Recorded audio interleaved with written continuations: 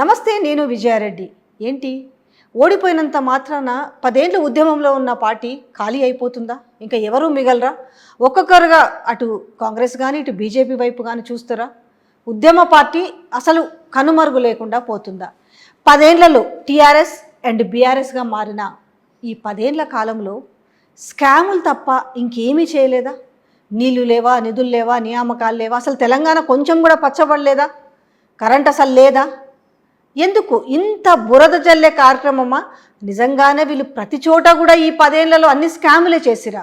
So తినబోదు రుచెందుకు? టోటల్గా BRS గురించి కావచ్చు, పవర్ గురించి కావచ్చు, సమకాలిక అంశాలపైన మనతో ఉన్నారు ఆనాటి విద్యుత్ శాఖ మంత్రి జగదీష్ రెడ్డి గారు. బోల్డని విషయాలు అడిగి తెలుసుకుందాం. సార్ నమస్తే. సార్ నమస్తే. సార్ విద్యుత్కి మళ్ళీ వెళ్దాం. కానీ ఏంది అసలు బీఆర్ఎస్ ఖాళీ, ఇంకా అయిపోయింది దాని పని. రెండోది, మొన్నటిదాకా కేటీఆర్ జపం చేసిరు, పాయ జైలుకు పోతాడు అనేసి. మళ్ళీ తెరపైకి కేసీఆర్ జైలు కానీ వస్తుంది. జైలు, స్కాములు ఇవి తప్ప ఇంకేమీ చేయలేదా ఈ 10 ఏళ్లలో? 10 ఏళ్లలో ఎప్పుడు ఒక రోజు జైలు అనే మాట ఎప్పుడు కూడా మా నోటించి రాలే. మేము ఎవరిని కూడా అనలే, జైలుకు పంపలే. అసలు మాకు స్కీములు అమలు చేసే పని తప్ప స్కాముల గురించి మాకు తెలియదు. అసలు అటువంటివి లేవు ఎప్పుడు కూడా. ఈ ప్రభుత్వం వచ్చిన తర్వాత ప్రతిరోజు వాళ్ళు స్కాములు చేసే పనిలో ఉండి మేమేదో చేసిన పాత ప్రభుత్వం చేసినామని చెప్పాలని ప్రయత్నం చేస్తున్నారు. వాళ్ళు తెల్లవారి నుంచి మొదలుపెట్టారు అన్ని. గమ్మత్ ఏంటంటే ప్రజల్లో చర్చలు ఉన్నాయి ఇవాళ వాళ్ళు చేస్తున్న స్కాములు అన్నీ కూడా. ఇప్పటికీ వాటి పక్కన పెడదాం. ఇవాళ వాళ్ళు ఆరోపిస్తున్నది ఏంది? మొట్టమొదలు అదేదో కాళేశ్వరం పైన స్కామ్, కాళేశ్వరం టెలిఫోన్ స్కామ్, ఇప్పుడు విద్యుత్. కొద్ది రోజులు దానిపైన టైం పాస్ చేసింది. అందులో ఏం లేదు, తుసుమన్నది తేలిపోయింది. కాళేశ్వరంలో ఏమి జరగలేదు, ఉన్నది అంతా కూడా నీళ్ళు ఇవ్వచ్చు, మళ్ళీ బాగు చేయాల్సిందే, నీళ్ళు ఇవ్వాల్సిందే అని మళ్ళీ ఆర్డర్ ఇచ్చిండ్రు. ఇవాళ ఉరుకుల పనుల మీద మళ్ళీ పని మొదలుపెట్టిండ్రు. రైతుల నుంచి కూడా తిరుగుబాటు మొదలైంది. ప్రభుత్వం చేయించకపోతే మేము బాగు చేయించుకుంటామన్న చర్చ మొదలైంది. అప్పుడు కళ్ళు తెచ్చిపోతున్నారు. కొద్ది రోజులు అదేంది, అది పనికి మళ్ళీ ఏదో ఫోన్ ట్యాపింగ్ అన్నారు. ట్యాపింగ్లో ఎవరిని ట్యాప్ చేసిండ్రు, ఎందుకు చేసిండ్రు, వాడిని ఏమి ఇబ్బంది పెట్టిండ్రు, వాని రహస్యాలు ఏమి తెలుసుకున్నారు అనేది ఏది ఒక్కటి బయట పెట్టలేదు. పలానా ఆయన నాది ట్యాప్ అయింది, నేను చేసిన పలానా దాన్ని తీసుకున్నారు. ఏం చేయాలి? ట్యాపింగ్ ద్వారా తెలిసేది ఏంది?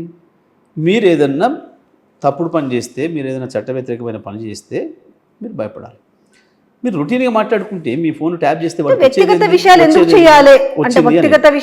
ఫలానా వాళ్ళు మేము ఇద్దరం, నేను వ్యక్తిగతంగా ఎవరితో మాట్లాడితే ఇది రికార్డ్ చేసి బయటకు ఇచ్చిండ్రు, దీనివల్ల నాకు నష్టం జరిగింది, నా పరువు భంగం కలిగింది, లేదా నా వ్యాపార రహస్యం తెలుసుకొని అవతల వాడికి ఇచ్చిండ్రు, దాంతో నా వ్యాపారం దెబ్బతిన్నది అని కూడా ఒక్క మనిషి చెప్పిండా? ఇప్పటివరకు ఒక్క మనిషి కంప్లైంట్ చేసిందా? అదే కదా, మీరు ట్యాప్ చేస్తే మీకు ఏదైనా నష్టం చేయాలి.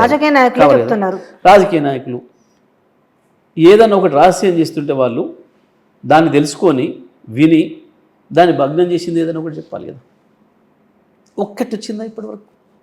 ఉత్త పనికి మాలిన లీకేజ్తోని పేజీలు రోజు ప్రధాన పత్రికల పేజీలన్నీ ఆక్రమించిండ్రు, ప్రజల సొమ్మును దుర్వినియోగం చేసిండ్రు. ఆ డబ్బు కట్టి 5 రూపాయలు 6 రూపాయలు కట్టి పేపర్ కొనుక్కున్న వాళ్ళకి నష్టం చేసిరు తప్ప ఏం జరిగింది ఇక్కడ? ఏం చేయించగలిగారు? ఎవరి ఫోన్ ట్యాప్ చేసి ఎవరి రహస్యాన్ని బయట పెట్టిండ్రు, ఎవరి ప్రైవసీని దెబ్బతీసిండ్రు? ఒక్కరు చెప్పినా నా ప్రైవసీ ఇట్లా దెబ్బతిన్నది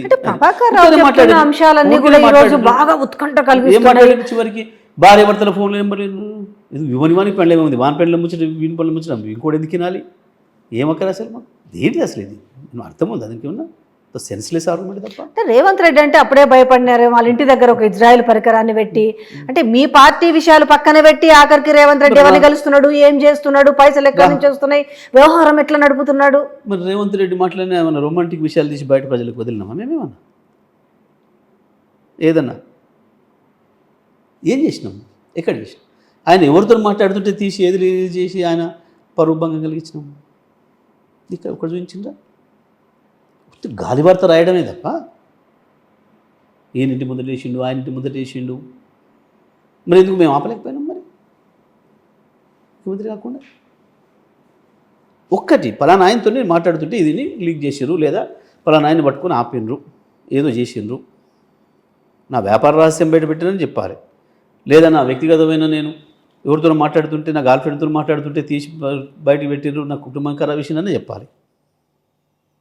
ఏం చేసిండ్రు, ఎక్కడ వచ్చింది ఒక్కటి, మొత్తం 3-4 నెలలు దానిపైన నడిపి విషయం ఏంటంటే గుమ్మడికాయల దొంగ భుజాలు తనుకున్నట్టు ఏమన్నా బయటకు వస్తాయనే ఉన్న భయంతో వీళ్ళు మరి ఇప్పుడు మీడియాలోకి వచ్చి మాట్లాడుతున్నారా? నిజంగా అసలు ఏం జరగలేదు. 100% వాళ్ళు అనుకుంటున్నది అదే. ఏదో మావి మేము చేయకూడదు పనులు ఏదో చేసినాం, వాటిని వీళ్ళు రికార్డ్ చేసి పెట్టుకున్నట్టున్నారు. ఏదైనా సమయమైన సందర్భం వచ్చినప్పుడు బయటకు వదులుతారేమో అనుకుంటున్నట్టున్నారు. ఉన్నాయా నిజంగా అట్లా? ఉంటే ఆనాడే వాడుదాం కదా, ఉంటే ఆనాడే వాడి వీళ్ళు వాళ్ళ పేరు దెబ్బతీద్దాం కదా, ప్రజలు వాళ్ళని పలసం చేద్దాం కదా. ఉంటే నేను మొదటి రోజే చెప్పిన, మీరు మళ్ళీ కనుక తీసి చూపిస్తే నా బయట డే 1 నాడు మాట్లాడిన నాడే చెప్పిన, ఇది ఉత్తది పనికి మాలిన వాదన, అంటే కేవలం టైం పాస్ చేయడం కొరకు ప్రజలకి ఏదైతే అడుగుతాను చెప్పండి. సరే ఓకే, మీ వర్షన్లో మీరు చెప్పుకుంటూ ఉంటారు. ఒక్క విషయము, ఈరోజు ఏదైతే కస్టడీలో ఉన్న రాధాకృష్ణరావు చెప్తున్న విషయాల్లో హీరో అంటే ఒక సినిమా వాళ్ళకు దాంట్లో వాళ్ళ ఒక ఇద్దరు హీరోయిన్ల దాంట్లో కుంపట్లు పెట్టడం కావచ్చు, మీ ఫోన్ రికార్డులే కారణమని, ఒక ఇజ్రాయెల్ పరికరం అని కానీ ఇవన్నీ బయటకు వస్తున్న నేపథ్యము, అంటే ఆయన బయటికి చెప్పిండా వీళ్ళెవరికన్నా పత్రికల వాళ్ళకు ఏ రకంగా ఆ అంశాలు బయటకు వచ్చినాయి? మరి అదే మంచి ప్రశ్న విజయ్, నేను కూడా అదే చెప్పాలనుకుంటున్నాను. ఆ రోజు నుంచి ఈ రోజు వరకు ఎంత దుర్మార్గంగా పత్రికా విలువలు పాటించకుండా ఈ రాష్ట్రంలో ఉన్న ప్రధాన మీడియా అనుకున్న వాళ్ళు కూడా ఎవడో ఒకడిచ్చిన లీకేజీని ఏ ఆధారాలు లేకుండా పుంకాలుగా ప్రధాన శీర్షికల్లో పెట్టి, ఇంగ్లాండ్లో టాబ్లాయిడ్స్ అవి ఇవి అనేది వస్తాయి బూత్ జర్నల్స్తో సహా, వాటికంటే అధ్వానంగా తయారైన వీళ్ళు ఇక్కడ. నిన్నటికి నిన్న కూడా 6,000 కోట్ల రూపాయల నష్టం ఛత్తీస్గఢ్ విద్యుత్ అని, మళ్ళీ వాడే రాసిండి కింద 7,000 కోట్ల రూపాయలు ఇప్పటివరకు చెల్లించిండ్రు ఛత్తీస్గఢ్ పవర్కి, 18,000 మిలియన్ యూనిట్లు వాడిండ్రు అని చెప్పి. 18,000 మిలియన్ యూనిట్ల ధర 7,000 కోట్లు ధరే చెల్లించిరి. మరి ఇంట్లో 6,000 కోట్ల నష్టం ఎట్లా వచ్చింది? అది ఎవరు చెప్పిండు? దానికి అమ్మఒడు అయ్యే ఒకటి ₹3.90 ₹3.90 అంటారు, వాళ్ళు ₹5.64 అంటున్నారు. Let me complete. అది ఎవరు చెప్పిండు ఈ వార్త? దీనికి ఏమైనా అమ్మ ఉందా, అయ్య ఉన్నాడా, ఎవడన్నా ఎవరి నుంచి పుట్టింది ఈ వార్త? లేదానికి ఏమైనా ఆధారం ఉందా? ఊహాజనితం ఉందా? ఎవడో ఒకడు వాళ్ళ పేపర్ వాళ్ళు కూడా ఇన్వెస్టిగేట్ జర్నలిజం చేసి రాసిండు అని అనుకోవడానికి ఒక పత్రిక రాలేదు. అన్ని ప్రధాన పత్రికల్లో ఫలానా కాడ ఉండాలి, వీళ్ళు చెప్పినట్టు ప్రభుత్వ పెద్దలు చెప్పిన పద్ధతుల్లో హెడ్డింగ్లు ఉండాలి అని చెప్పి వీళ్ళు ఆర్డర్ ఇచ్చి రాయించినట్టుగా పేపర్లను కూడా రాసింది. దీన్ని బట్టి అర్థమైపోతుంది ప్రజలకు ఇదంతా హంబకని, ఇదంతా కేసీఆర్కి వ్యతిరేకంగా సృష్టించబడ్డ ఒక చెత్త రోతరాతలని స్పష్టంగా అర్థమవుతున్నాయి ప్రజలకి. దేనికి ఒకదానికి ఆధారం లేదని. ఎందుకు రాసిండ్రు? ఆ కమిషన్ ఏదో వేసిండ్రు, ఆ కమిషన్లో ఏం తేలేదో అర్థమైపోయింది. కేసీఆర్ గారి ఒక్క ఉత్తరంతోనే తెలంగాణ ప్రజలకు మొత్తం అర్థమైపోయింది, తెలుగు ప్రజలకు అర్థమైపోయింది. ఇందులో ఎక్కడ కూడా తప్పు జరగలేదు. ప్రభుత్వం నుంచి ప్రభుత్వానికి ఒప్పందం జరిగితే లంచం ఇచ్చిన ఎట్లా ఉంటుంది? ఛత్తీస్గఢ్ ముఖ్యమంత్రి, బీజేపీ పార్టీ ముఖ్యమంత్రి, కేసీఆర్ గారు 7,000 కోట్లు పంపితే 6,000 కోట్లు తీసి పంపుతాడు వెనకకు. లంచం పంపుతాడా? వాళ్ళ పార్టీ నాయకులు ఉత్సాహపడుతున్న తొందరగా జైలు పెట్టాలి కేసీఆర్ని. మరి రమణ సింగ్ గారు చెప్పాలి. తర్వాత మాత్రము లంచాలు కాదు, పైసలు కాదు, కానీ కావలసుకొని ఆ రోజు కరెంటు నిజంగానే అవసరము, కానీ ఆ అవసరం దృష్టిలో పెట్టుకొని ఒక పొదుపు చర్య కాకుండా ఎంతకు పడితే అంతకు కొన్నారు. దానివల్ల ఏమైందనంటే డిస్కమ్లు ఈ రోజు లాస్లో ఉన్నాయి అనేది ఒక చర్చ. ఎందుకు కొంచెం పొదుపుగా వర్తించి మనకు ఎంత అవసరము, ఏడ తక్కువ పైసలకు వస్తుంది. సో ఈ రోజు ₹5.64 కొనే కంట్రాక్ట్ తక్కువకు వచ్చే కాడ కొనొచ్చు కదా. నేను కరెక్ట్ దానికి అడుగుతున్నా. ₹3.90 మేము కొన్నాం. మేము కాదు, ఈఆర్సీ ధర నిర్ణయించింది. అదే సమయంలో మన రాష్ట్రమే ఎన్టీపీసీ సింహాద్రి స్టేజ్ 2 నుంచి ₹4.30 ధర నిర్ణయించింది ఈఆర్సీ. అదే సమయంలో తమిళనాడు కూడా ఇంకో పవర్ ప్లాంట్ నుంచి దగ్గర నుంచి కొంటే ₹4.90 ధర నిర్ణయించింది ఈఆర్సీ. ఒకటే సమయంలో, ఒకటే నెలలో. వాటికంటే ఇది తక్కువనా ఎక్కువనా ఒక ప్రశ్న. రెండవది, ఈ సమయంలో ₹3.90 కంటే ఎక్కడనైనా దక్షిణాది రాష్ట్రాల్లో ఒక్క పైసా తక్కువకు ₹3.89 ఎవడైనా టెండర్లో తీసుకున్నా పీపీఏ చేసినా నేను ఎమ్మెల్యే పదవికి రాజీనామా చేస్తే రాజకీయాలు తప్పుకుంటా ప్రూవ్ చేస్తే. లేదు ఈ ఆరోపణ చేసిన వాడు ఎవడో ముందుకు వచ్చి వాడు ఏం చేస్తాడో చెప్పాలి. ఇగో ఇది వస్తుందనే దొంగ లీకేజీలు ఇచ్చి ఒక అమ్మాయిని లేకుండా నేను చెప్పినా ఎవడు ధైర్యంగా చెప్పలేక ఈ తప్పుడు రాతలు రోతరాతలు రాయిస్తున్నారు కేసీఆర్ గారి పైన. నేను ఛాలెంజ్ చేస్తున్నాను. ₹3.89 ఎవడన్నా ఉన్నట్టు మీరు నిరూపించిన ఆ సమయంలో. నేను చెప్తున్నా ₹4.30 ఎన్టీపీసీ నుంచి తీసుకున్నాం, సింహాద్రి ఫేజ్ 2 నుంచి. తమిళనాడు అదే సమయంలో ₹4.90 తీసుకుంది. నేను నిరూపించడానికి సిద్ధం. దాన్ని ఇవ్వడం దమ్మున్నాడు. మీరు ఒక ఛాలెంజ్ అన్నారు, ₹3.89 ఎవరైనా కొన్నా కూడా నేను దాన్ని ఛాలెంజ్ స్వీకరిస్తామంటారు.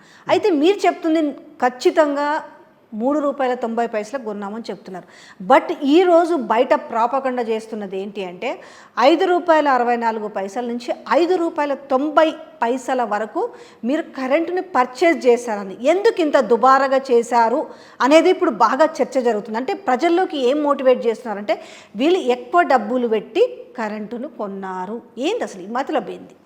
నేనేమంటున్నా ₹3.90 కంటే ఒక్క పైసా ఎక్కువ మేము పే చేసినట్టు చూపించిన ఛత్తీస్గఢ్ పవర్ జనరేటర్కి ఒక్క పైసా ₹3.91 చెల్లించినట్టు ఎవడన్నా నిరూపించినా నేను ఇదే ఛాలెంజ్కి సిద్ధంగా ఉన్నా. సవాల్కి సిద్ధం, ఛాలెంజ్కి ఎవరైనా రావచ్చు.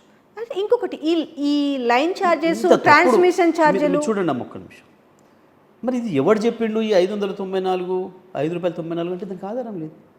ఇంత గాలి వార్తలు సోషల్ మీడియాలో సృష్టించడం వేరు, ప్రధాన పత్రికలలో ప్రధాన శీర్షికలలో పెట్టించి దుర్మార్గంగా కేసీఆర్ గారి పైన ఒక రాక్షస ఆనందాన్ని పొందుతున్నారు ఈ ప్రధాన పత్రికల వాళ్ళు కొంతమంది. వాళ్ళు ఎందుకు వాళ్ళు కోరుకుంటున్న సమైక్య ఆంధ్రప్రదేశ్ను పడగొట్టిండని, తెలంగాణ రాష్ట్రాన్ని వేరు చేసిండని, వాళ్ళు ఇష్టపడ్డ ఆ సమైక్య ఆంధ్ర సంకనాకి పోయిందని నేను మాట అనకూడదు. కానీ వీళ్ళు చేస్తున్న ఈ దుర్మార్గపు రాతలు. మరి దానికి కౌంటర్గా కేసీఆర్ గారి తరఫున వచ్చిన వాదన ఒక్కటి కూడా రాయరు. అదే ఇంత పెద్దగా నువ్వు తాటికాయల అక్షరాలతోని 6,000 కోట్ల నష్టం రాసినోడు మరి అది కాదు వాస్తవం ఇది అని కేసీఆర్ తరఫున చెప్పినప్పుడు అది కూడా రాయాలి కదా. మనకి ఇంగిత జ్ఞానం ఉంటే నిజమైన పత్రిక అయితే, ప్రజల కోణంలో ఆలోచించే పత్రిక అయితే ఏంటిది ఇది? తెలంగాణ ఉద్యమ సందర్భంలో అదే విషయం కక్కిండ్రు.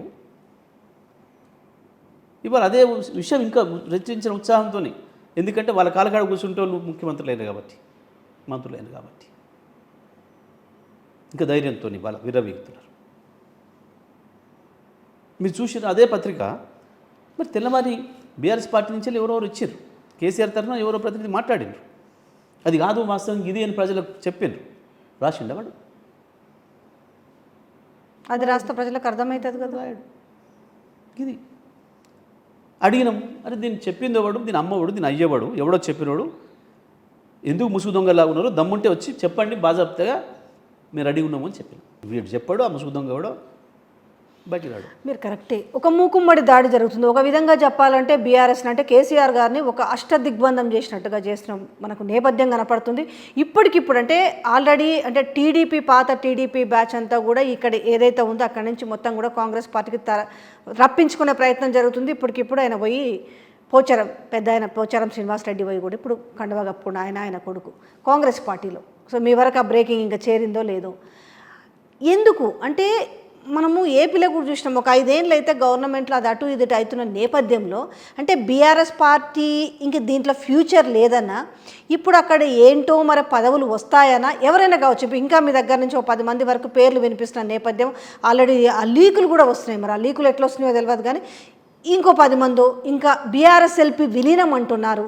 ఒకవేళ బీఆర్ఎస్ విలీనమే జరిగింది అనుకోండి, ఏంటి వాట్ నెక్స్ట్ బీఆర్ఎస్? అది జరగదమ్మా. ఎవరో ఒకరిద్దరు బలహీనలు ఉంటే ఉండవచ్చు. గతంలో కూడా చూసినాం మనం, మేము కూడా చేర్చుకున్నాం ఆనాడు అడ్డగోలుగా చేర్చుకున్నాం. కానీ ఏం జరిగింది అల్టిమేట్గా మాకు మేము బలం చిక్కినాం, ఏమన్నా బలహీనమైనాం. ఇప్పుడు అదే రిపీట్ అవుతుంది. మొన్న ఎలక్షన్లో పోయినాడు కాంగ్రెస్ పార్టీకి 4 సభ్యులు అసెంబ్లీలో, ఇవాళ 65తో వచ్చిండ్రు, 64తో వచ్చిండ్రు. బీఆర్ఎస్ కూడా గట్లే వస్తుంది. అంటే మీకు బాధ భయం అయితే లేదా? ఏహే గీదానికి భయపడి ఉంటుందా? ప్రారంభం చేసినాడు 0తో కదా, ఎమ్మెల్యే ఉండి ప్రారంభం చేసినామా?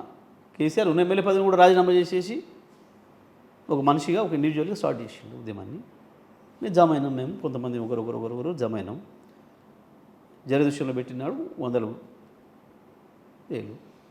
ఆ నుంచి ఎట్లా వచ్చినాం. కానీ అయ్యాల సెంటిమెంట్ కదా, అయ్యాల మనకు అవసరం ఏముందో మీకు తెలుసు, తెలంగాణ రాష్ట్ర పరిస్థితి ఏముందో తెలుసు, తెలంగాణ రాష్ట్రానికి ఏం కావాలో తెలుసు. సో ఆ నేపథ్యంలో ఉవ్వెత్తున ఎగిసిర్రు, రాష్ట్రంలో ఉన్న అన్ని వర్గాల ప్రజలు హక్కును చేర్చుకున్నారు. కానీ ఇలా అవసరం ఉందా తెలంగాణకి? తప్పకుండా ఇప్పటికే యాద్ చేసుకుంటూనే ఉన్నారు. అప్పుడే కేసీఆర్ అవసరం ఎంత ఉంది అనేది అప్పుడే పట్టణాలు, పల్లెలు, తండాలు, గూడాలు, బస్తీలను తేడా లేకుండా యాద్ చేసుకుంటున్నారు. అదే కేసీఆర్ ఇట్లా కాకపో,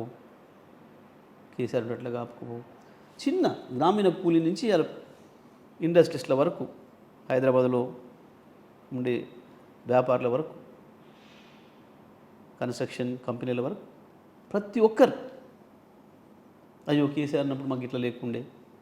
విద్యుత్ రంగంలో, మంచినీళ్ళల్లో, సాగునీళ్ళల్లో ప్రతి ఒక్కరు గుర్తు చేసుకుంటున్నారు. అదే ఇప్పుడు నీళ్ళకి వచ్చేస్తారు కాబట్టి నీళ్ళు బాగా ఇచ్చిర్రు అనేసేమో నీళ్ళ మీద మీ మీద అపవాదు వేసారు కాళేశ్వరం మీద. ఓకే, అంటే జనాలు చెప్తున్నారు ఇక్కడ వస్తున్నప్పుడు నన్ను కొంచెం ఈ ప్రశ్నలు కూడా అడగండి అనేసి. అంటే తెలంగాణలో పుట్టిన ప్రతి బిడ్డలకు, తెలంగాణలో బ్రతుకుతున్న ప్రతి ఒక్కరికి నీళ్ళ గురించి, కరెంటు గురించి పార్టీలతో సంబంధం లేకుండా మాట్లాడుకుంటాం అంశం. నీళ్లు బాగా ఇచ్చారు కాబట్టి ఇలా అరిగోస పడుతున్నారు, మిషన్ భగీరథ నీళ్లు కూడా రాకుండా, అట్లా పంటలకి లేవు, వాడకానికి నీళ్ళు లేవనేసి. సో మీకు నీళ్ళ మీద క్రెడిట్ వచ్చింది అనేసి, కాళేశ్వరం మీద మీ మీద బాగా అయిపోయింది, ఇంకా పోతారు, లోపలికి పోతారు అనేది. రెండోది కరెంటు విషయంలో కూడా 2014 ముందు ఎలాంటి అవస్థ చూసిందో, ఎలాంటి గోస చూసిందో తెలంగాణ, అలాంటిది మీకు ఆ క్రెడిట్ వచ్చింది కాబట్టి ఆ క్రెడిట్ని మళ్ళీ మీ మీద బురద చల్లడానికి ఇప్పుడు కరెంటు తీసుకొచ్చారు. ఒక్కొక్కటి తీసుకుంటూ ఇక్కడి నుంచి పార్టీని ఖాళీ చేసుకుంటూ ఏది ఏమైనా కేసీఆర్ని జైల్లో పెట్టడమే ధ్యేయంగా పనిచేస్తున్నారా అంటే ప్రస్తుత పరిస్థితులు చూస్తే అవునని అనిపిస్తుంది. ఒకవేళ ఈ జైల్లో అనే ప్రస్తావన వచ్చి జైలుకు పోతే ఎలా ఉండబోతుంది? మళ్ళీ బేస్మెంట్ కానీ ఉన్న కొంతమంది గుప్పెడు మంది కానీ ఏం చేయబోతారు? మా కేసీఆర్ని జైలు పంపడం అనేది సాధ్యం కాని విషయం. ఎందుకంటే ఒకటి అన్ని అబద్ధాలుగా తేలిపోతున్నాయి. కాళేశ్వరంలో ఏందో అనుకున్నారు, ఏమీ లేదు, తేలిపోయింది. కరెంటు విషయంలో ఏంది అనుకున్నారు, తుస్మన్నది. ఫోన్ ట్యాపింగ్ అన్నారు, అయిపోయింది, గాలిపోయింది. వరుసగా ఒకటి కేసీఆర్ మల్లెపూలాగా బయటకు వస్తాడు. వీళ్ళు ఎంత కాకిగోల చేసి, ఎంత అరిచి, ఎంత విచారణ చేస్తే మాకే అంత లాభం. ఇవాళ మీరు చూస్తున్నారు విద్యుత్ విషయంలో చర్చ జరుగుతుంది. ఎంత జరిగితే అంత ప్రజలకు పోతుంది, ఎడ్యుకేట్ అవుతున్నారు ప్రజలు. అవ్వాలి వీళ్ళ కాకిగోల, వీళ్ళ కాకి మాటలు. ఎందుకంటే అబద్ధం అనేది ముందు ఊరేగుతుంది. నిజం ఒక్క అడిగేసరికి ఆ అబద్ధం 100 అడుగులు పోతుంది. నిజం నిలకడ మీద వస్తుంది. ఇవన్నీ మనం విన్నాయే. ఇప్పుడు జరుగుతుంది కూడా గదే. ప్రజలు ఇవాళ ఆలోచిస్తున్నారు, అరే నిజమే కదా. నిన్న మొన్న నాతో కూడా చాలామంది అంటున్నారు, మిత్రులు అన్నట్టు, ఏందన్నా మీరు ఇంత స్పష్టంగా ఉంది, ఎన్నికల ముందు మీరు ఎందుకు చెప్పలేకపోయారు ప్రజలకి, ఇది ఇంత వాస్తవం, నిజమే కదా, మేము కూడా అప్పుడు ఆలోచించలేదు, నమ్మినాం. కొంతమంది రిపోర్టర్ మిత్రులతో సహా నిజమేనా, మేము ఆలోచించలే, గవర్నమెంట్ టు గవర్నమెంట్ లంచం ఎట్లా వస్తుంది, ఎక్కడైనా కిక్ బ్యాక్స్ అంటే కిక్ బ్యాక్స్ అంటే ఏంది? ఒక 50 రూపాయలు ఉన్న వస్తువులకు 100 రూపాయలు నేను మీకు 100 రూపాయలకి ఇచ్చి 100 రూపాయలు మీకు ఇచ్చి నేను గవర్నమెంట్ నుంచి సాటుగా మీ కాడ 10-20 తీసుకోవడం అనేది కిక్ బ్యాక్స్. స్కామ్ అంటే అది అవుతుంది. మరి ఇవాళ ప్రభుత్వ రంగ సంస్థ నుంచి ప్రభుత్వ రంగ సంస్థ ఇచ్చింది పైసలు, మరి అది సాటుగా తెచ్చి ఇస్తుందా ప్రభుత్వం? ఉండొచ్చేమో. ఇప్పుడు మరి ఈ 6,000 కోట్లు, ఈ ప్రబుద్ధులు చెప్పిన 6,000 కోట్లు రమణ్ సింగ్ తీసుకొచ్చి కేసీఆర్ గారికి ఇస్తారా? అవుతుందా? ఆయన బీజేపీకి సంబంధించిన ముఖ్యమంత్రి. మరి దత్తాత్రేయ సమక్షంలోనే జరిగింది. మరి దత్తాత్రేయ గారికి ఏమైనా వాటా ఇచ్చిరా? జరుగుతుందా ఇట్లా ఎక్కడైనా ప్రపంచంలో? ఇవాళ ఈ బిహెచ్ఎల్కి ఇచ్చింది జెన్కో నుంచి, బిహెచ్ఎల్కు డబ్బులు పోతాయి. బిహెచ్ఎల్ నుంచి ₹1 క్యాష్ డ్రా చేసేసి లంచం తెచ్చి ఇస్తాడు ఆ చైర్మన్.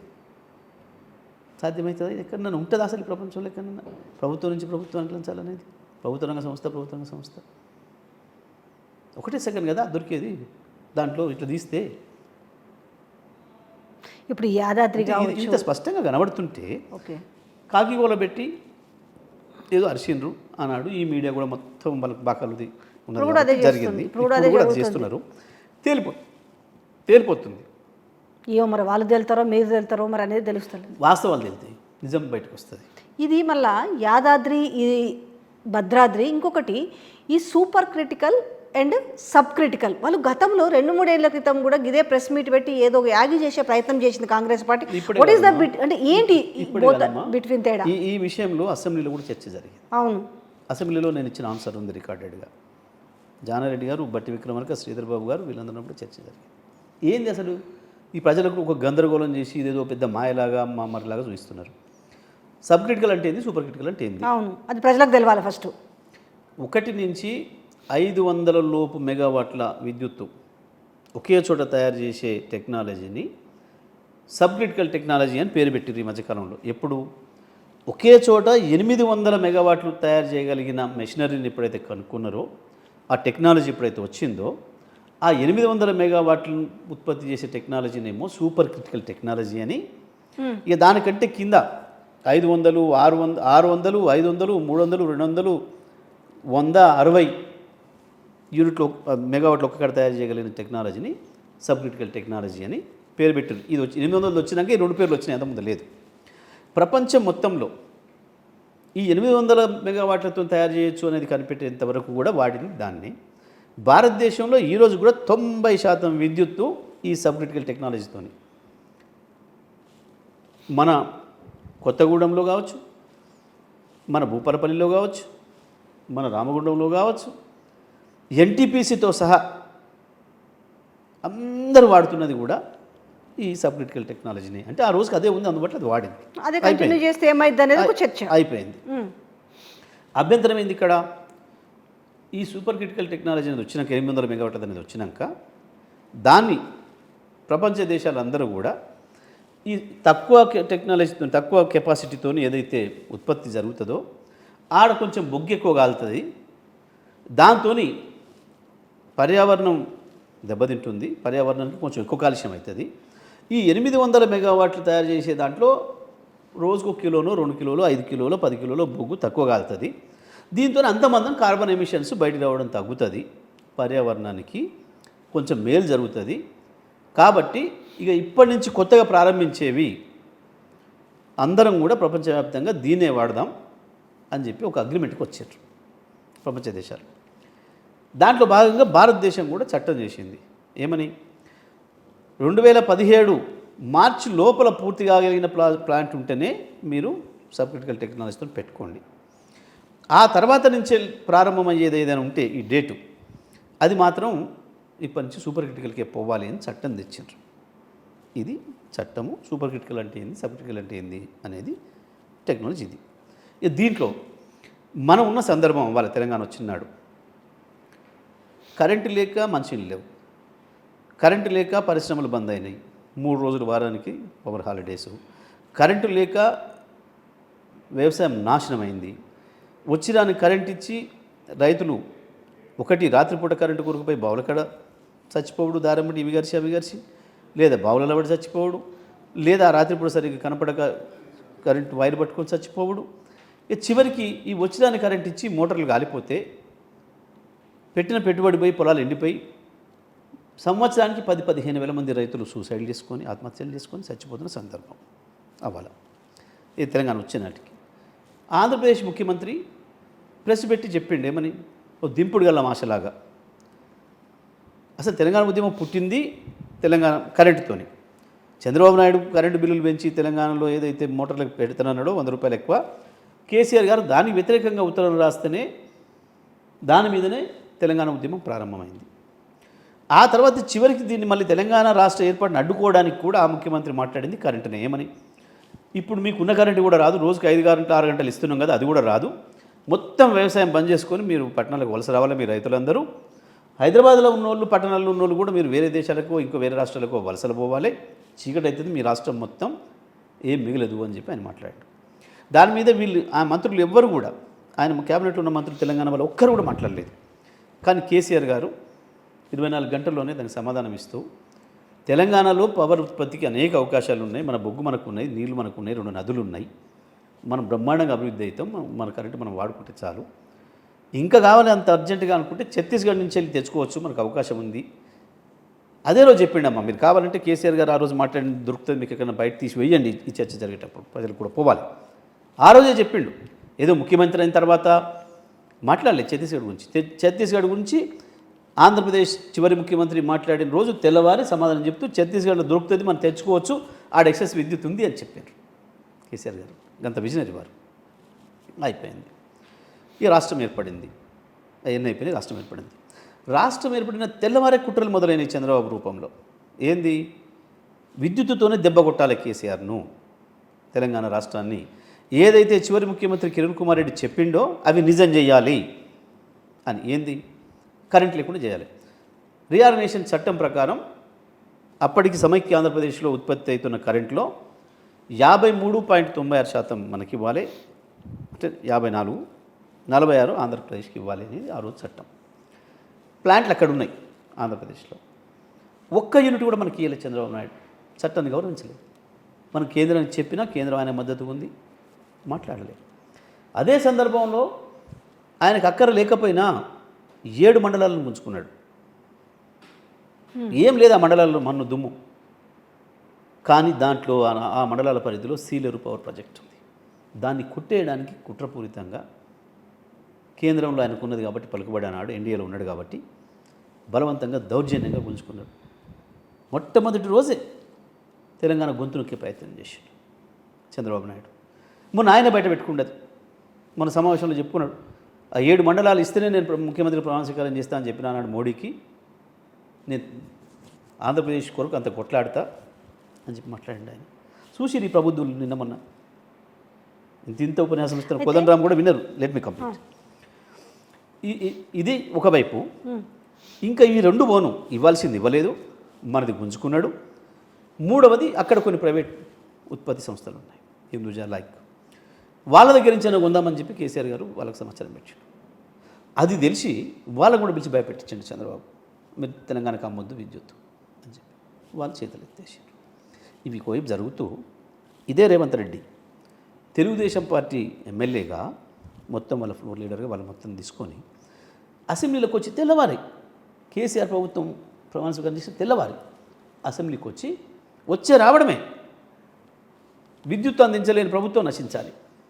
ఒకటే రోజులో ఒకటే రాత్రి కేసీఆర్ కరెంటు తయారు చేసి ఇవ్వలేకపోయినట్ట, లేదు వీళ్ళు ఇచ్చిన 24 గంటల కరెంటు కేసీఆర్ ఏదో మాయం చేసినట్టు అర్థమైపోయింది. ఒక్క సెకండ్లో కేసీఆర్ గారికి ఓహో చంద్రబాబు నాయుడు కుట్ర ఎక్కడుంది. ఏదైతే సమైక్య ఆంధ్రప్రదేశ్లో చివరి రోజుల్లో వీళ్ళు కూర్చొని మాట్లాడుకున్నారో దొంగలంతా కలిసి అన్ని పార్టీలు, తెలంగాణను మళ్ళీ విద్యుత్తుతో దెబ్బ కొట్టాలి, తెలంగాణలో అలజడి సృష్టించాలి. ఒకవైపు అసెంబ్లీలో ఇది మాట్లాడుతూనే కరీంనగర్ లాంటి చోట మొత్తం మనం దిమ్మెలు కూడా కొట్టడం మొదలుపెట్టిండ్రు. కరెంట్ ఇస్తలేదు గవర్నమెంట్, మేము నిరసన తెలియజేస్తున్నాం అని చెప్పి దిమ్మెలు, పార్టీ దిమ్మెలు. ఏంది? తెలంగాణలో అలజడి సృష్టించి కరెంటు లేకుండా చేసి కేసీఆర్ ఫెయిల్ అయ్యిండు, తెలంగాణ ఫెయిల్ అయింది, తెలంగాణ ప్రయోగం విఫలమైంది, కాబట్టి మళ్ళీ సమైక్యాంధ్రలో కలిపితేనే చంద్రబాబు నాయుడు బాగు చేస్తాడు అని చెప్పి చెప్పాలన్న ఒక కుట్రతోని ఇది జరుగుతుంది. అటువంటి పరిస్థితులలో ఎట్టి పరిస్థితుల్లో కరెంటు విషయంలో మనం విఫలం కావద్దు, వాళ్ళకంటే ముందే ఉండాలని చెప్పి ఏర్పాటు చేసిందే పీజీసీఎల్ లైన్ కొనుగోలు చేయడమైనా, ఛత్తీస్గఢ్తో విద్యుత్ ఒప్పందం చేసుకోవడమైనా, బీహెచ్ఎల్కి ఇచ్చి ఇది తొందరగా పూర్తి చేయాలి, ఎంత వీలైతే అంత తొందరలో అని చెప్పి ఇది 2 ఏళ్లలో పూర్తి చేయాలని, మిగతా 5 ఏళ్లలో పూర్తి చేయాలని చెప్పి చేసింది ఆ తొందరలో. దాంట్లో తెలంగాణ రాష్ట్రాన్ని కాపాడుకోవడం కొరకు జరుగుతున్న ఈ కుట్రల నుంచి తెలంగాణ ఏపీ నుంచి ఇచ్చుంటే, బాబు ఒప్పుకొని ఇచ్చుంటే ఎంతకు వచ్చుంటుండే? ఒకవేళ ఆయన బాబు అంటే రెఫ్యూజ్ చేయకుండా ఒకవేళ ఇచ్చుంటే, కరెంట్ పవర్ కనుక ఇక్కడికి ఇచ్చుంటే ఎంత ప్రైజ్లో వచ్చేది? ఆల్రెడీ అప్పటికే వస్తున్న దాన్ని ఆపేసిండ్రు. మన సంస్థలది మన ప్రభుత్వం నుంచి నిర్మాణం చేయబడ్డాయి లేదా ప్రైవేట్ నుంచి చేయబడ్డాయి, వాటి నుంచి వస్తున్న దాన్ని ఆపేసిండు ఆయన. మర్చిపోతున్నాను ఇంకోటి కూడా మీకు చెప్పాల్సింది. సీలేరు అతి తక్కువ ఖర్చుతోని అతి ఎక్కువ ఉత్పత్తిని చేసే ప్రాజెక్టు సీలేరు ప్రాజెక్టు. ఎందుకంటే హైడ్రో ఇక ఆ రోజు పెట్టే పెట్టుబడి తప్ప దానికి రూపాయి పెట్టుబడి అక్కర్లేదు, ఒక్క జీతాలు తప్ప, అతి తక్కువ ఖర్చుతో వస్తుంది. దాన్ని కుట్ర చేసేసి గుంజుకున్నాడు చంద్రబాబు నాయుడు. దాని మీద మాట్లాడరు వీళ్ళు, ఈ సోకాళ్ళు ఉద్యమకారులు, వాళ్ళే సర్టిఫికేట్ తీసుకునే సెల్ఫ్ స్టడీ మేధావులు. అటువంటి పరిస్థితులలో తెలంగాణ కాపాడుకోవడం కొరకు ఒక తండ్రిలాగా పిల్లల్ని పొత్తిళ్ళలో పెట్టి కాపాడుకునే తండ్రిలాగా కేసీఆర్ ప్రయత్నం చేస్తే ఎక్కడ కేసీఆర్కి ఏ రంగంలో మంచి పేరు వచ్చిందో దాంట్లో దెబ్బ కొట్టాలి, ప్రజలకు దాంట్లో అనుమానాలు సృష్టించాలి కేసీఆర్ పైన అని చెప్పి ఒక కుట్రపూరితంగా ఈ దుర్మార్గం చేస్తూ ఉన్నారు. ఆధారాలు లేక అడ్రస్ లేని రాతలు రాస్తున్నారు ఇవాళ మొత్తం కూడా. యాదాద్రి భద్రాద్రి తర్వాత ఏంది యాదాద్రి విషయంలో వాళ్ళు చెప్పే అబ్జెక్షన్, ఆ నుంచి వెళ్ళి బొగ్గిడి తీస్తే ఖర్చు ఎక్కువవుతుంది, అక్కడనే పెట్టాల్సి ఉండే. ఇది అసలు ఎవడన్నా ఒక ప్రొఫెసర్ అయినోడు మాట్లాడాల్సిన మాటేనా ఇది? నల్గొండ జిల్లా తెలంగాణ రాష్ట్రంలో లేదా? నల్గొండ జిల్లా ఉద్యమంలో లేదా? నల్గొండ జిల్లాని తీసేమని ఆంధ్రలో కలుపుతారా? అంటే ఖర్చు తక్కువైతుంది కదా, ఎందుకు ఆడబెట్టాల్సింది? కుదరమంటుంది. రాష్ట్రం మొత్తం ఒక సమగ్ర అభివృద్ధి జరగాలి, అన్నీ ఒకటే వైపు పోతున్నాయి, మంచిది కాదు. కృష్ణ బెల్ట్ కూడా రావాలి, అభివృద్ధి రావాలి. ఫస్ట్ మహబూబ్నగర్ జిల్లా, వెనుకబడ్డ మహబూబ్నగర్ జిల్లాలో పెట్టాలని చెప్పి మహబూబ్నగర్ జిల్లాలో చూసినారు కేసీఆర్ గారు. అక్కడ రాయచూరు కర్ణాటకలో ఏదైతుందో అక్కడ విద్యుత్ ఉత్పత్తి జరుగుతుంది ఎన్టీపీసీ ఆధ్వర్యంలో. ఒక విద్యుత్ ఉత్పత్తి చేయాలి అంటే ప్రధానమైన 4 కాంపోనెంట్స్ ఉండాలి. 1 భూమి, 2 నీళ్లు, 3 రోడ్డు మార్గం, 4 రైలు మార్గం. అవసరం అనుకుంటే అంతర్జాతీయ బొగ్గును తీసుకొస్తే కూడా అందుబాటులో ఉండాలి పోర్ట్లకు. వాస్తవానికి ఇలా మోడీ చట్టం తెచ్చిండు, ఏమని? విదేశీ బొగ్గు 20% కలిపి తీరాలే మీరు అని చెప్పి. అది కనుక ఒప్పుకుంటే, మనం ఒప్పుకోలేదు. మన సింగరేణిలో తక్కువ ధరకు వస్తుంటే బయట నుంచి ఎక్కువ ధరకు ఎదురు తేవాలో మేము ఒప్పుకోమని చెప్పి మన ఒక్క రాష్ట్రం ఒప్పుకోలేదు. అది నిజంగానే రేపు వాళ్ళు బలవంతంగా ఇంకో చట్టం తెచ్చి కనుక చేస్తే అవాళ మరి వీటికంటే ఇక్కడనే తక్కువ ఖర్చు అవుతుంది. ఎందుకంటే కృష్ణపట్నం పోర్టు కావచ్చు, మచిలీపట్నం పోర్టు కావచ్చు, ఆ చీరాల దగ్గర వస్తున్న పోర్టు కావచ్చు, అవే దగ్గర దామరచెర్లకు. వాటికంటే రామగుండంలో అక్కడ భూపాలపల్లిలో ఉన్న వాటికంటే ఇదే దగ్గర అవుతుంది. మరి ఆ రోజు దీని ఖర్చు తగ్గుద్ది కదా. ఒక పనికి మాలిన పసలేని వాదన తప్ప వాస్తవానికి ఏంది? ఇవాళ రేపు ప్రపంచవ్యాప్తంగా వస్తున్న ట్రెండ్ ఏంది? ఎక్కడనైనా సమాన అభివృద్ధి జరగకపోతే, ప్రజల ఆదాయంలో తేడాలు వస్తే అవి నెమ్మదిగా ఇంకొక వైపు దారితీస్తాయి, ఉద్యమాలకు దారితీస్తాయి. కాబట్టి పరిపాలకులు ఎవడైనా ప్రజల్ని సమానమైన అభివృద్ధి చేయడానికి ప్రయత్నం చేయాలి. దానివల్లనే కొన్ని దేశాలు విడిపోయినాయి, రాష్ట్రాలు విడిపోయినాయి. అసలు మనం తెచ్చింది దేని మీద? తెలంగాణను అభివృద్ధి చేస్తలేరు, తెలంగాణ వనరులు పట్టించుకోవట్లేరు, ఆంధ్రాకు తీసుకుపోతున్నారనే కదా మనం విడిపోయినాం. మనం కొట్లాడినది దాని మీద కదా. మరి వాళ్ళు నల్గొండ మహబూబ్నగర్ జిల్లాలో అట్టే వెనుకబడిపోవాలి. ఇక బొగ్గు ఎప్పటికి రాదు కాబట్టి ఆడ చేయరా? ఆ వైపు ఏం ప్రాజెక్టులు తేరా? సపోజ్ ఇవాళ టెక్స్టైల్ పార్క్ వరంగల్కి ఇచ్చిండ్రు కేసీఆర్ గారు. వరంగల్కి ఎందుకు ఇవ్వాలి, నల్గొండకి ఎందుకు ఇవ్వలేదు, మా మహబూబ్నగర్కి ఎందుకు ఇవ్వలేదు, మా ఆదిలాబాద్ కూడా 10 మాకు ఎందుకు ఇవ్వలేదు? దీనికి ఆన్సర్ ఉంటుందా? 24 అంతస్తుల హాస్పిటల్ వరంగల్ కూడా కట్టింది. ఒక హైదరాబాదే కాదు, ఇంకొకటి కూడా ప్రత్యామ్నాయమైన సిటీ ఉండాలి తెలంగాణకు. ఒక హైదరాబాద్ మీదనే ఒత్తిడి రానియడం మంచి పద్ధతి కాదు, సఫకేట్ అవుతుంది. ఇంకొకటి కూడా ఉండాలి. అట్లా దేనికైనా ఒక విజన్ ఉన్న వాళ్ళు చేసే పని. ఇవాళ అది ఆ వరంగల్ పట్టణాన్ని కూడా హైదరాబాద్ సమానంగా అభివృద్ధి చేద్దాం. అక్కడ ప్రజలు అక్కడనే ఉండేటట్టు హైదరాబాద్ వైపు చూసే అవసరం లేకుండా వాళ్ళకి అవకాశం ఇద్దాం.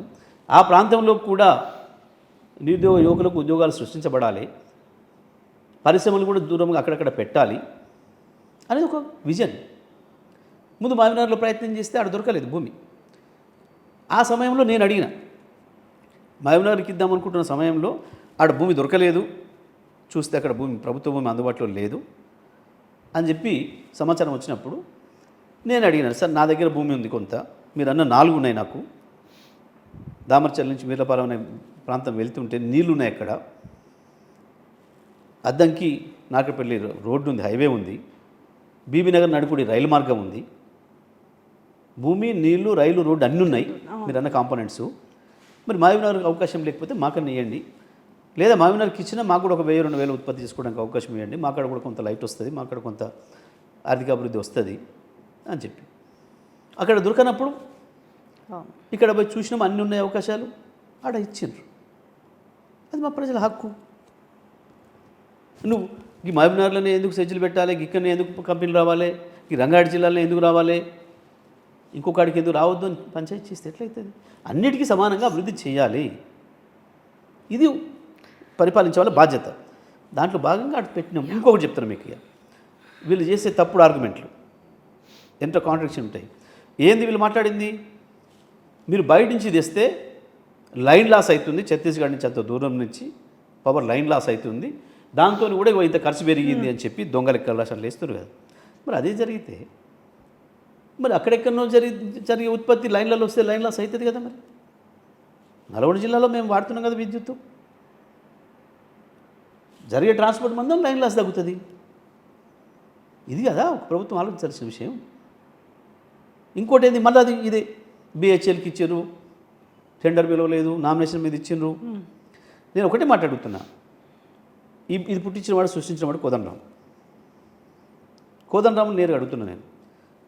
మీరు ప్రైవేట్ సంస్థలకు ఇవ్వదలుచుకున్నారా, ప్రభుత్వ రంగ సంస్థల్ని నిర్వీర్యం చేయాలని దాన్ని ఒప్పుకుంటున్నావా? బిహెచ్ఎల్ లక్షలాది మంది పనిచేస్తున్న ప్రభుత్వ రంగ సంస్థ. ఒకవైపు కేంద్ర బీజేపీ ప్రభుత్వం ప్రభుత్వ రంగ సంస్థలన్నీ నాశనం చేసి వాటిని గొంతు నొక్కి ప్రైవేటులకు అప్పచెప్పాలని కుట్ర చేస్తుంది. ఇటువంటి టైంలో భారతదేశానికి తలమానికంగా ఉన్న ప్రజల ఆస్తి బిహెచ్ఎల్, దాన్ని కాపాడాలని ఒక ప్రయత్నం చేస్తే కేసీఆర్, నువ్వు దానికి మద్దతు ఇస్తావా? లేదు నువ్వు ప్రైవేట్ వాళ్ళకి ఇవ్వాల్సి ఉండేది మాట్లాడతావా? ఇంకోటి కూడా చెప్తాను నేను. ఇదే సందర్భంలో ఆంధ్రప్రదేశ్లో చంద్రబాబు నాయుడు గారు కూడా 2 ప్లాంట్లు పెట్టిన పవర్ ప్లాంట్లు. మేము కొత్తగూడెంలో 800 సూపర్ క్రిటికల్ పవర్ ప్లాంట్ పెడితే దాన్ని మేము ఇచ్చింది 3800 కోట్ల బిహెచ్ఎల్కి.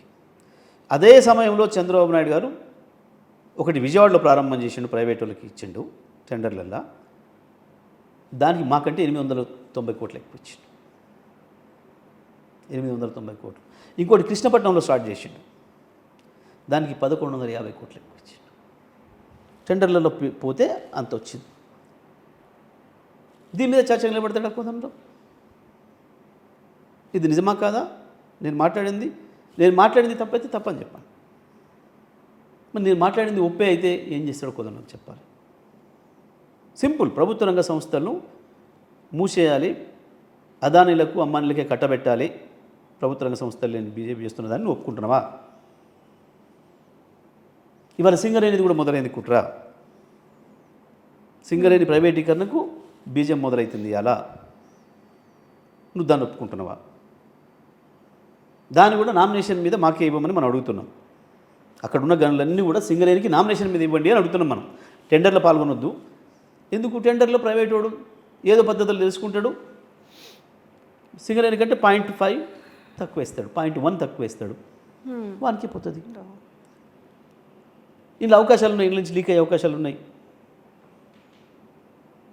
ప్రభుత్వ రంగ సంస్థ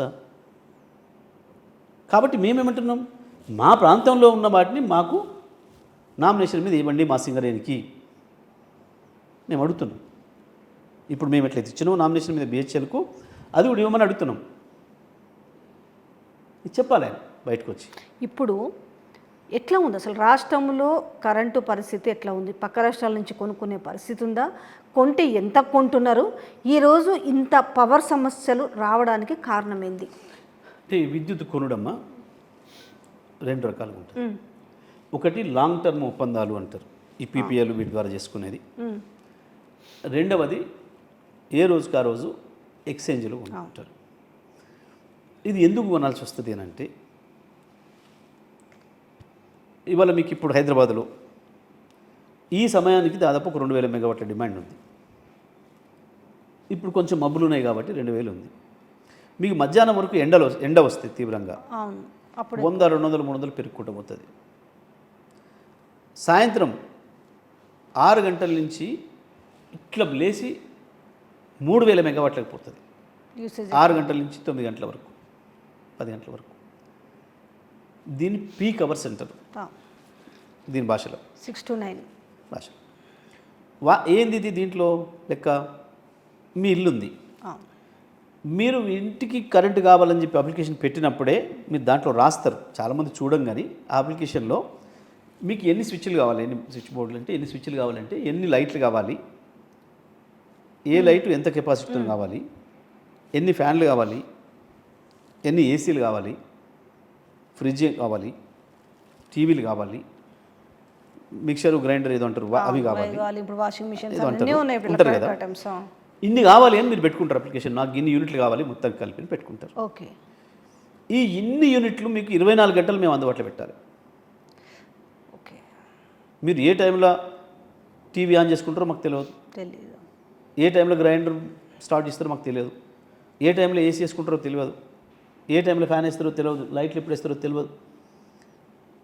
సపోజ్ మీరు మధ్యాహ్నం డోర్ లాక్ చేసుకొని పోతారు, ఒక్కటి కూడా వాడరు ఎక్సెప్ట్ ఫ్రిడ్జ్. మరి మీకు 50 యూనిట్లు కావాలని చెప్పి మీరు అప్లికేషన్ పెట్టుకున్న వాళ్ళు ఆ టైంలో 5 యూనిట్లు కూడా వాడరు. మీరు సాయంత్రం ఇంటికి రాగానే మొదలైతేనే ఉంటుంది 10 యూనిట్లు, 15, 20, 30, 50 ఒక దశలో పీక్లో వాడతారు. కానీ మీకు నేను ఏం చేయాలి, 50 యూనిట్లు కూడా మీకు అందుబాటులో పెట్టాలి కదా. మరి ఏ క్షణంలో మీరు వాడతారో మాకేం తెలుసు. మీరు పొద్దున్నకి ఇంట్లోనే ఉంటారు, ఎక్కువ వాడతారు. కాబట్టి మేము ఏం చేయాలి, అంత విద్యుత్ మీకు అందుబాటులోకి తేవాలి. ఇది ఎవరైనా, ఇప్పుడు వాళ్ళైనా మేమైనా. అయితే దీంట్లో ఏం చేస్తారు, కొంత విజన్ ఉన్న వాళ్ళు, టెక్నికల్గా తెలివి ఉన్న వాళ్ళు, ఈ డే టైము స్టాండర్డ్గా ఎంత విద్యుత్ అవసరం పడుతుందో రాష్ట్రానికి అంత విద్యుత్తును లాంగ్ టర్మ్ ఒప్పందాల్లో అగ్రిమెంట్లు చేసుకొని పెట్టుకుంటారు. లాంగ్ టర్మ్ ఒప్పందాలు. ఇక సాయంత్రం పీక్ అవర్స్లో 6 గంటల నుంచి 10 గంటల వరకు, పొద్దున 5 గంటల నుంచి 9 గంటల వరకు, ఈ 8 గంటలు టెంపరీగా ఎక్స్చేంజ్లో కొనుక్కుంటారు.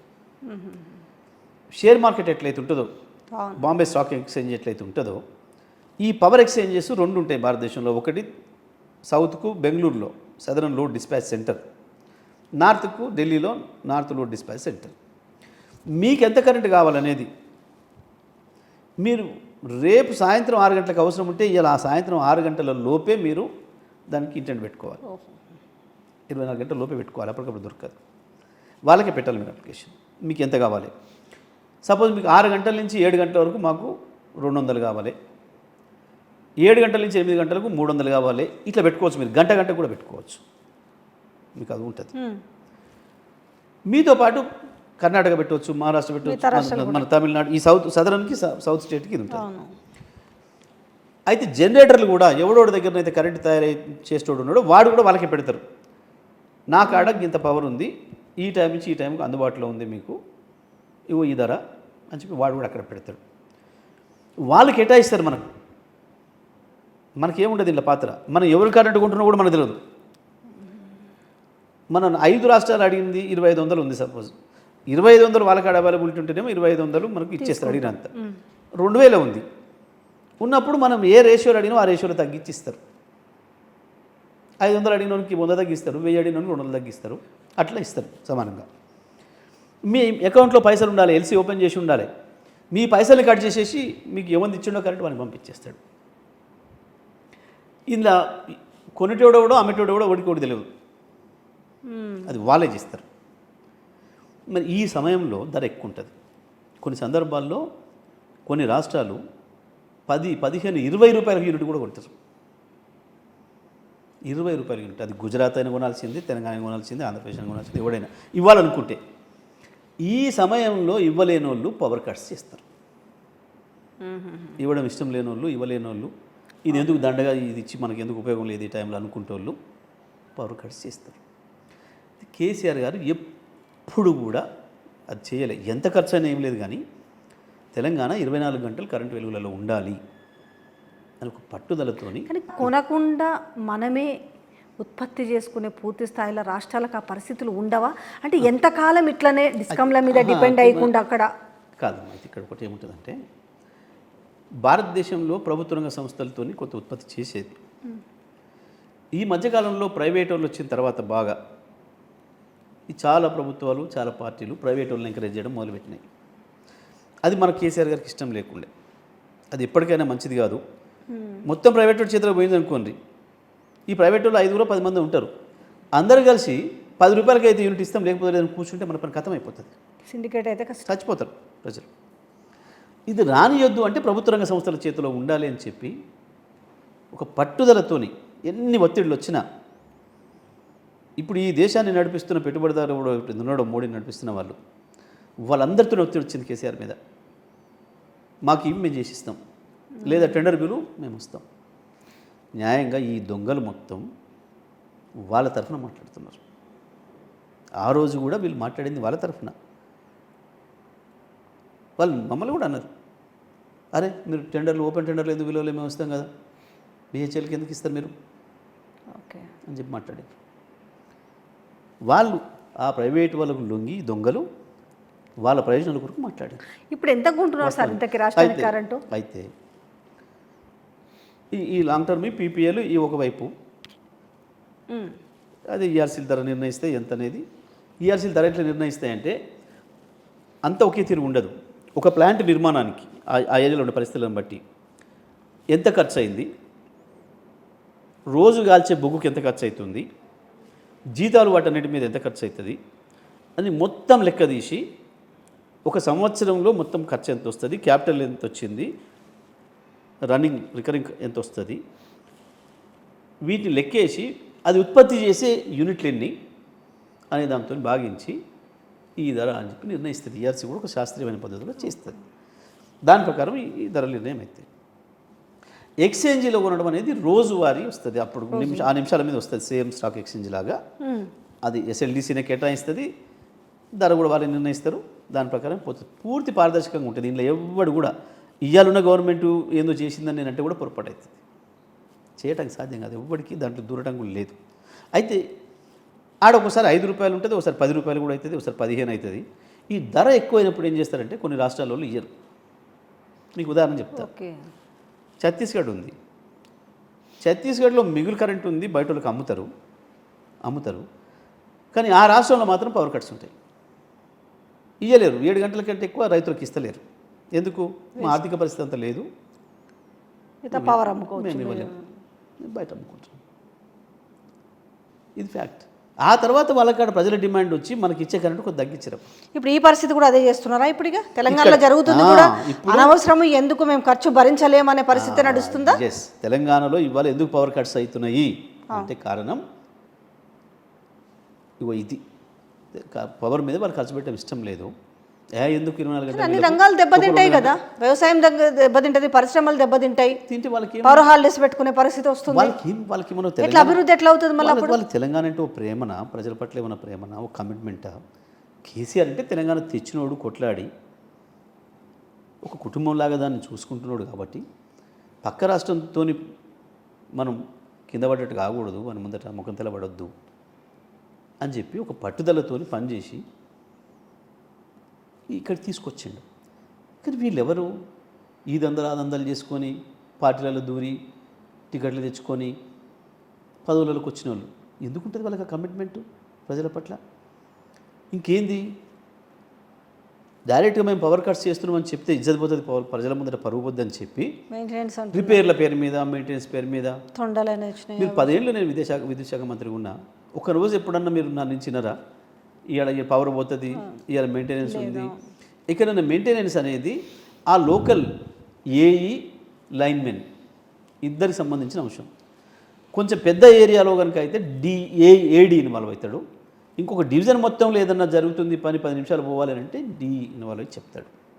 వాస్తవానికి అక్కడ లోకల్ మెసేజ్ ఇస్తారు, లోకల్ చెప్పుకుంటారు. మీరు చూసింటారు ప్రారంభంలో హైదరాబాద్ ఇన్ఛార్జ్ మంత్రి పొన్నం ప్రభాకర్ మొత్తం రేపు మధ్యాహ్నం అంతా హైదరాబాద్, రంగారెడ్డి జిల్లాలలో 2 గంటలు కరెంటు పోతుంది అఫీషియల్గా ప్రకటించినారు. అది పరువు తక్కువ ముచ్చట. ఏంది పవర్ కట్ అని చెప్పడానికి సిగ్గుపడి, పవర్ కట్ అని చెప్పాలంటే కూడా ఇవాళ ట్విట్టర్లో పెడితే ఇవాళ కేసులు పెడతారు, ఇంటికి పోయేసి మీరు అబద్ధం చెప్తున్నారు అనేసి భయభ్రాంతిలో గురి చేసిన నేపథ్యం. ఇవాళ ఇక్కడే ప్రజాప్రభుత్వం అని బాకాలు ఊదుకొని దీనికి డబ్బా కొడుతున్న మేధావులారా, మా ఇంట్లో కరెంటు పోయిందని ఒక అమ్మాయి చెప్పితే ట్వీట్ చేస్తే పోయి కేసు పెట్టి ఇబ్బంది పెడుతుంటే కళ్ళు చెవులు మూసుకొని ఉన్నారా మీరు? ఏంటిది అసలు ఇది? సోషల్ మీడియాలో పెడితే కేసులు పెడతారు, ట్వీట్ చేస్తే కేసులు పెడతారు, రోడ్డు మీకు వచ్చి అడిగితే కేసులు పెడతారు. మొత్తం 10 సంవత్సరాల టీఆర్ఎస్ పరిపాలనలో ఒక్కటంటే ఒక రాజకీయ కేసు నమోదు కాలే. చేయని నేరానికి ఎవరి కేసు పెట్టలే. కానీ ఈ ప్రభుత్వం వచ్చి 6 నెలల్లోనే కొన్ని వందల కేసులు అన్యాయంగా ప్రజల మీద. రానున్న రోజుల్లో కరెంటుకి, నీళ్ళకి ఇంకా చాలా అంటే ఇప్పటికి కూడా ఏంటంటే వర్షాలు ఒకటి కూడా ఈ సీజన్ జూన్కి వచ్చింది పాపం, అవేంటో స్ప్రింక్లర్లు పెట్టి కొట్టుకుంటున్నారు తడి, ఎందుకంటే విత్తనాలు నాటుకున్నారు. ఒకవైపు చెర్లలో నీళ్లు లేవు, కాలువలలో నీళ్ళు లేవు, బోర్లలో లేవు, బావిలలో లేవు. ఈ పరిస్థితి ఒకవైపు పవరు, మరొక వైపు నీళ్లు. దీన్ని ఎట్లా సస్టైన్ చేస్తారు? అట్లా కూడా తప్పు. బ్రహ్మాండంగా వర్షాలు వస్తున్నాయి, బ్రహ్మాండంగా దున్నుకుంటున్నారు, మొత్తం పొలాలు నాట్లు పడ్డాయి, పచ్చబడ్డాయి, కరెంట్ 24 గంటలు వస్తుంది, మంచినీళ్ళు ప్రతి నిమిషం వస్తుంది. లేవు కొట్టుకుంటున్నారు. కనుక అంటే కేసు పెడతారు మీ మీద. మీరు కనుక ఇట్లా మాట్లాడితే కేసు పెడతారు, కానీ గోసపడుతున్నారు కదా. కాకపోయినా మీ ఇంట్లో కరెంట్ లేకపోయినా మీరు మాట్లాడొద్దు. మళ్ళీ ఇట్లనే పోతే మళ్ళీ 14 కంటే ముందు పరిస్థితులు కనపడుతున్నాయి కదా, అంటే అనుభవిస్తున్న వాళ్ళకి మాకు కూడా తెలుసు కదా. మీ ఇంట్లో 3 గంటల నుంచి కరెంటు పోయి ఉన్నా మీ కరెంటు మంత్రి ఫోన్ చేస్తే సార్ మా ఇంట్లో బ్రహ్మాండంగా కరెంట్ ఉంది, ఏసీ నడుస్తుంది, నేను హ్యాపీగా ఉన్నా అని చెప్పాలి తప్ప మీరు పొరపాట్లు కూడా కరెంట్ లేదని చెప్పకూడదు. ఇప్పుడు ఆ మెసేజ్ ఇస్తుంది. దౌర్భాగ్య పరిస్థితులకు నెట్టబడుతున్నారు. ఇవాళ ఈ పరిస్థితి ఈ ప్రభుత్వం కల్పిస్తుంది. గొప్ప గొప్ప మేధావులు మేము ప్రజాస్వామికవాదులం, మేము పౌర హక్కుల వాదులం అని మాట్లాడుకున్న వాళ్ళంతా వాళ్ళకి బాకాలు ఎదుర్కొంటే వాళ్ళు వెనకబడి ఎదుగుతున్నారు. చిల్లర చిన్న చిన్న గింతంత పదవుల కొరకు ఆశపడి. ఆ చిన్న చిన్న పదవులో పెద్ద పెద్ద పదవులు సరే. ఇప్పుడు ఎట్లాగో టాపిక్లోకి వచ్చినామో, ఈరోజు మళ్ళీ ఆనాడు కేకే కావచ్చు, ఈనాడు పోచారం శ్రీనివాస్ అంటే కాళేశ్వరం గురించి అంత గొప్పగా ఆ రోజు పోతుంటే మాట్లాడిన వ్యక్తి కావచ్చు, సో మీ దగ్గర పదవులు చూసిన వ్యక్తులు కావచ్చు, ఈరోజు మళ్ళీ పోయి కండవ కప్పుకొని పోచారం పార్టీ మారడాన్ని మీరు ఎట్లా చూస్తారు? ఇంకా నాకు సమాచారం అయితే రాలేదు, కానీ నేను అడుగుతున్నాను సార్, ఇంకా మీకు సమాచారం రాలేదు ఏంటి? కండవ కప్పుకున్నాడు వాళ్ళ కొడుకు. సో ఆయన సాధారణంగా ఆహ్వానించి ఆయన బాన్సువాడ అభివృద్ధికి గాను సో ఆయన పార్టీలో చేరినంట. ఇక్కడ ఉంటే అభివృద్ధి లేదా, కేవలం ఆడుంటేనే అభివృద్ధి, ఎందుకు పార్టీ మారాల్సి వచ్చిందని మీరు అనుకుంటున్నారు? వాస్తవానికి కూడా దురదృష్టం అటువంటి పెద్ద మనిషి కూడా గారకం నిర్ణయం తీసుకోవడం.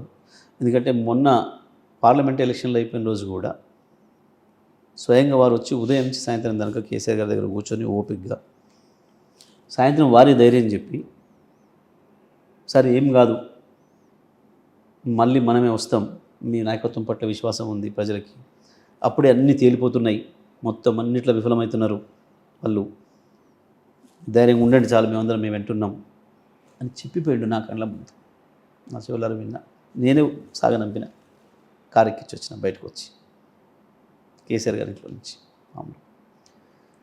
ఇక వాళ్ళు కూడా భవిష్యత్తు లేదనా, వాళ్ళు కూడా చిన్న చిన్న వాటికి ఏదో లొంగిపోయి మారటం అంటే నిజంగా కూడా అది వాళ్ళ ప్రతిష్టకు మంచిది కాదు, వాళ్ళ ప్రతిష్టను పెంచేది కాదు న్యాయంగా.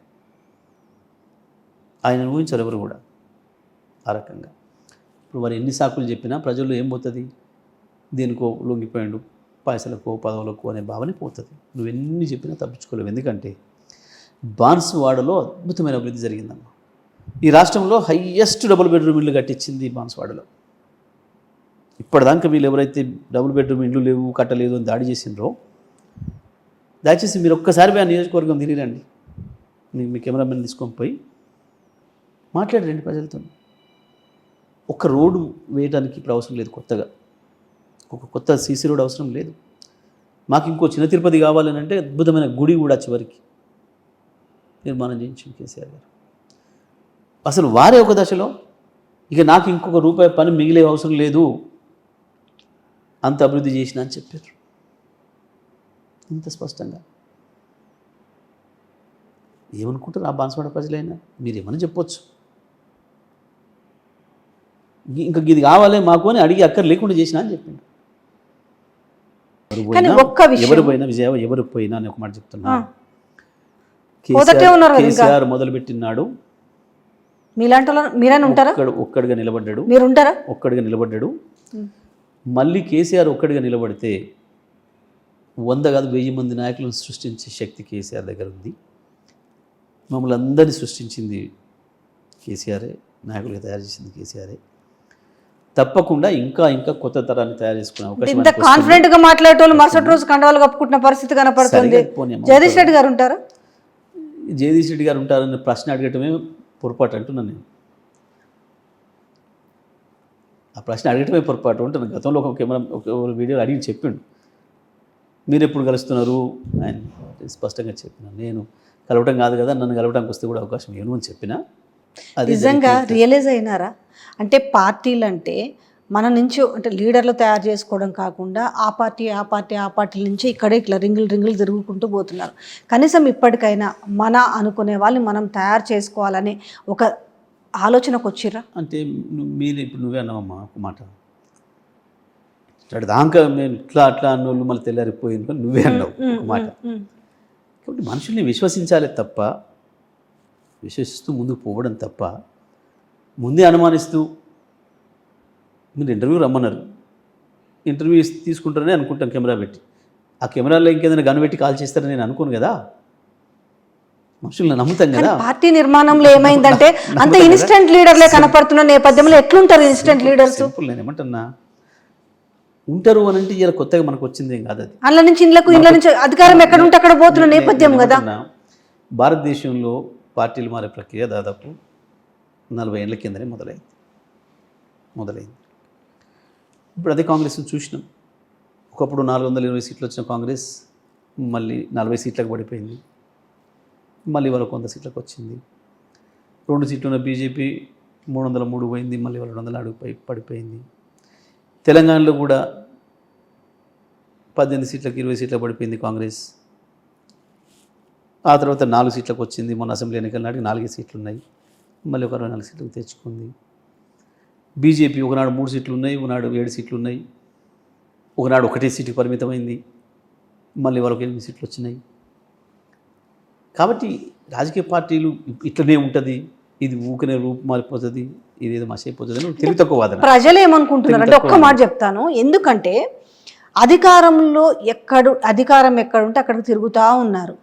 ఏ పార్టీ అయినా సంస్థాగతంగా ఒక క్యాడర్ని, అసలైన క్యాడర్ని ఏర్పాటు చేసుకోకపోవడం వల్లే ఈ దౌర్భాగ్యం జరుగుతుంది. ఆడి నుంచి ఆడ పార్టీ రంగం, టీడీపీ నుంచి ఈడికని, ఈ నుంచి ఆడికని, ఈ మార్పుల చదరంగమే జరుగుతుంది. కానీ కరెక్ట్ అయినా ఏ పార్టీకైనా ఉందమ్మా, బీఆర్ఎస్కైనా కాదు, దేనికైనా ఏ పార్టీకైనా ఉంది. ఇప్పుడు మనం ఆంధ్రప్రదేశ్లో కూడా చూసినాం, దాదాపు 40 మంది ఎమ్మెల్యేలు జగన్ నుంచి చంద్రబాబు పోయినరు. మొన్న అంతకుముందు చంద్రబాబు నుంచి జగన్ పోయినరు. సింపుల్, ఎక్కడ లేదు, ఎవ్రీవేర్ ఇట్ ఈస్ దేర్.